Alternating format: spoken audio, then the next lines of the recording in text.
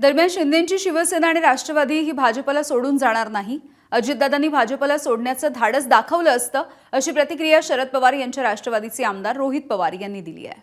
अजितदादांचा पक्ष न एकनाथ शिंदे साहेबांचा पक्ष भाजपला सोडतील असं मला वाटतं।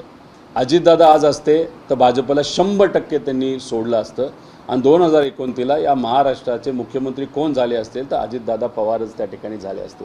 आता ते धाडस आणि अजितदादांच्या बाबतीतली घटना झाल्यानंतर त्याच्यात इतक्या शंका असल्यामुळे हे धाडस आत्ताच्या या दोन पक्षातल्या नेत्यांना अजिबात त्या ठिकाणी होणार नाही हे मी स्पष्टपणे तिथं सांगतो। भाजपला पण कळलेलं आहे की फक्त गुरगुरलं जाईल, जो वाघ असतो आणि त्याला दातच नसतात तशी भीती नंतर राहत नसती, अशीच काही परिस्थिती या दोन्ही पक्षाची भाजपबरोबर राहून दुर्दैवाने त्या ठिकाणी झालेली आहे। एबीपी माझा, उघडा डोळे बघा नीट।